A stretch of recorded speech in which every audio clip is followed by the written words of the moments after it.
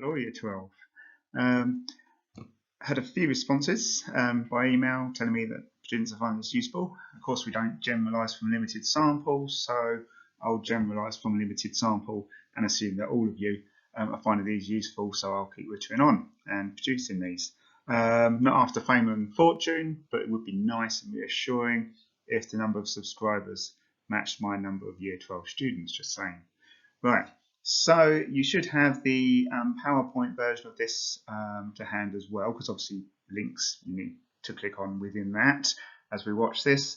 You should also have the printed version of this for your notes if possible, and also the model answer that we'll be looking at later on. So please make sure you've got all of that to hand before you get stuck in. I still haven't been able to verify my account, so I'm going to have to be quite quick again. Okay, try this one out. Do you like a good optical illusion? Stare at the black cross. Stop looking at me. Stare at the black cross. After a while, you should find that the circle going around the outside turns green.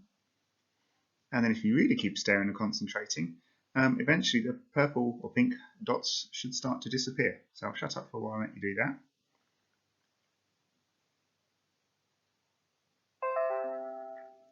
Oops. Okay. Now, this does work better in class because what's interesting is obviously the dots are there all of the time, but different people are within the class. Some can see them, some can't see them. Some people are coming and going, but it's there. So it shows the impact that our cognitive processes can have interpreting the world around us, perception. No, I'm not going to get started on what colour blooming dresses or trainers are or anything like that, but it's the same idea. Again, perception, people perceiving things in different ways, and that's all part of the cognitive processes that we do. Okay, so what we're going to look at today, again, we talk in terms of assumptions for approaches. Don't be put off by that word assumptions. It's just what do they say? What are their main ideas for explaining human behaviour? Bit of terminology again, schema, theoretical models, computer models, and as we've talked about in the history of psychology, where we're at now, cognitive neuroscience. Okay, so obviously you can't click on a link on this screen, but on the other PowerPoint, pause me for a moment and have a watch of this video. Sets the scene for what we're going to be talking about today.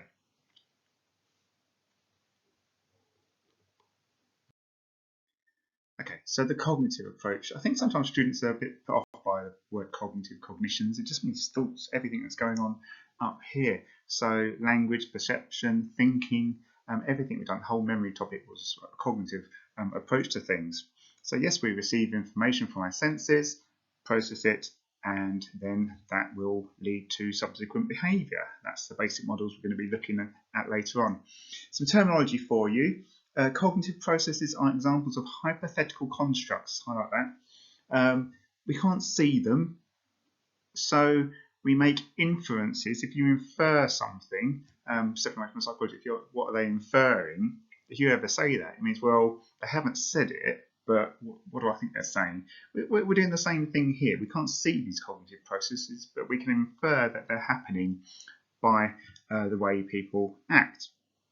Okay, so inferences going beyond the immediate evidence to make assumptions about the mental processes being observed. Obviously, this is what the behaviourists had issues with because they're saying, well, that's not scientific, you can't directly observe it. But in psychology now, we would like to think that from a cognitive approach, we are finding ways to do this, particularly as we'll talk about later on with brain imaging, stuff like that. Okay, so theoretical models. Hopefully the diagram looks familiar. The multi-store model is an example of a theoretical model, again showing that flow of information through the cognitive system, input, processing, and then output. So that's one useful example you could talk about if you wanted to give an example of a theoretical model. They provide testable hypotheses, and you can do your studies to test these ideas and either support your model, or you might need to reevaluate and amend your model, as we saw with the models that we did earlier on in the course.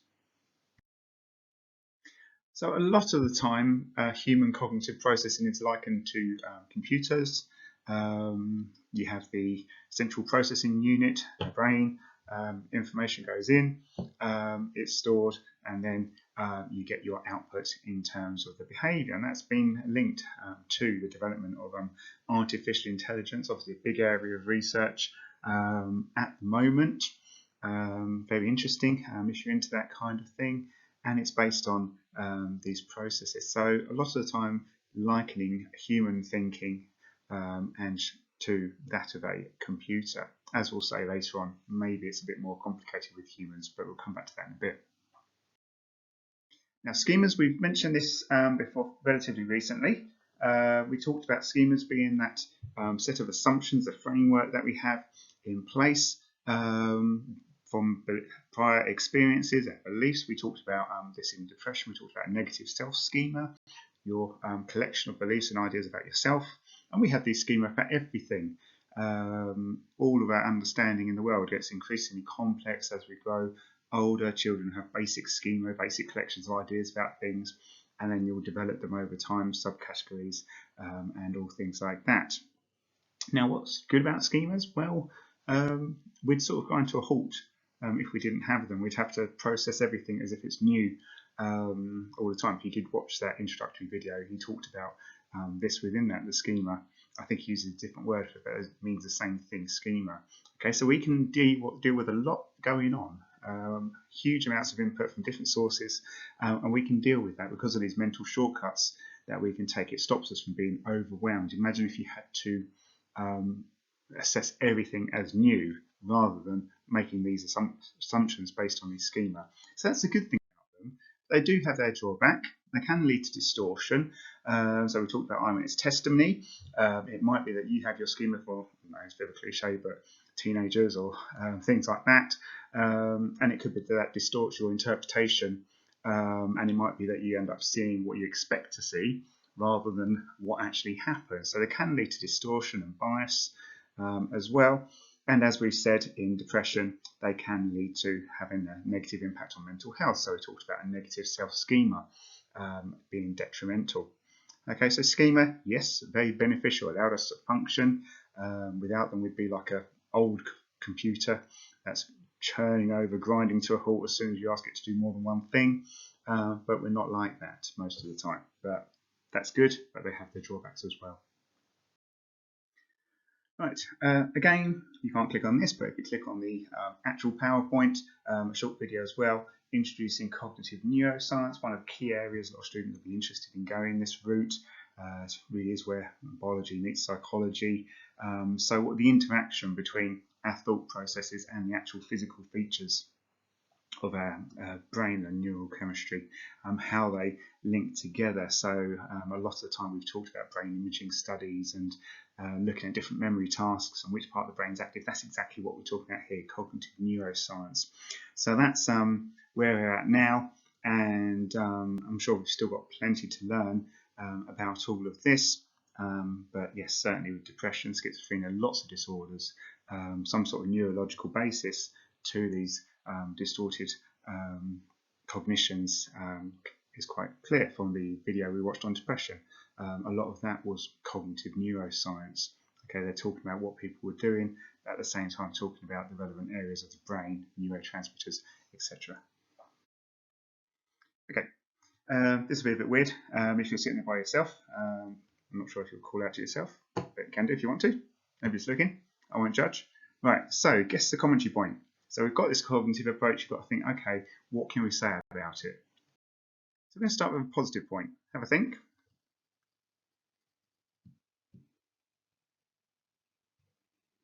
Okay, now one of the main things we're talking about with these approaches as a discussion point is their scientific nature. To what extent do they follow the scientific method? And we've sort of said to the behaviourist approach credit, yep, certainly.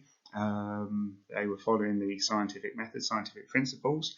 And it could certainly be argued that the cognitive approach is doing the same, particularly with the increasing use of brain imaging as well. So a lot of cognitive approach uses lab experiments, tight controls, replicable procedures, all of that. So that's a strength for the cognitive approach. You'll be able to contrast this later on with, for example, the psychodynamic approach. bit more straightforward.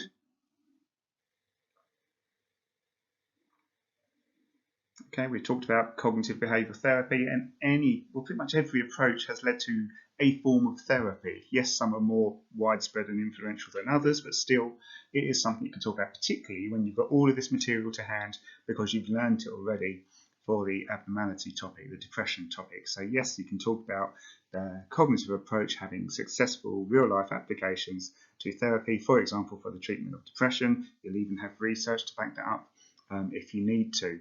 Okay, so the scientific nature and application to cognitive therapy. A bit more subtle, this one.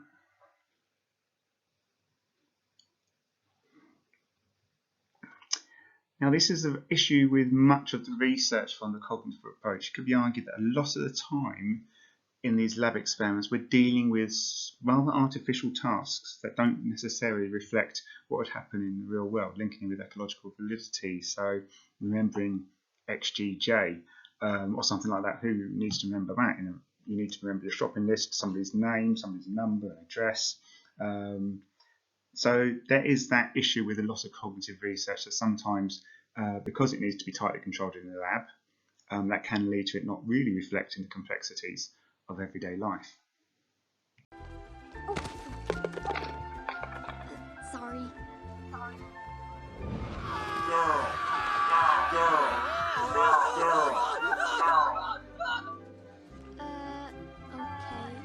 Bye. Okay, so I do like Inside Out. If you haven't watched it, watch it. I should put it on the super curriculum. Right, so what's going on there? Well, computers, even though it can seem sometimes like the computer or the photocopier is having a bit of an off day, they don't have the emotions that we have, and that's quite a significant factor that can influence what we do. So when we talked earlier about likening people to that computer model, well, actually, maybe that's not enough, not quite the full story, because of the significant role of emotions in our behaviour as well. We'll drop this into a model answer. We're going to look at this more, I thought early next year. I might squeeze it in before the end of this year. We'll see how it goes. But issues and debates, free will determinism, that's something you could look at with this one, but I'm not going to go into that now. Okay, so if you can have a look at the model and answer, I'm not going to hang around with this because I'm very keen to not run out of time, because I'm going to have to re-record it again. So you've got lots to talk about for your outline, all those different things that we talked about. Remember to make sure you're doing things in sensible order. So what's the big picture, what are the absolute key headline ideas? Make sure you can get up and running with that, and then you can break it down into all of those different things, the hypothetical constructs, schemas, models, etc., all the way to cognitive neuroscience. A lot to talk about there. Again, I'm not going to read this word for word. You can do that yourself. But we talked about the scientific nature, the high level of control, but then I've used that counterpoint of the query about some of the stimuli used in these studies that maybe they don't really reflect everyday life.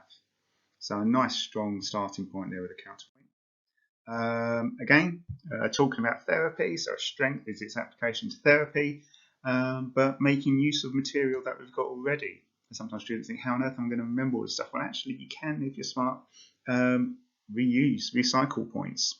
Okay, so yes, cognitive therapy can be effective, but actually, if it's combined with drugs, it can be more effective than cognitive alone. So if you purely took the cognitive approach, that might not give the best outcome for patients.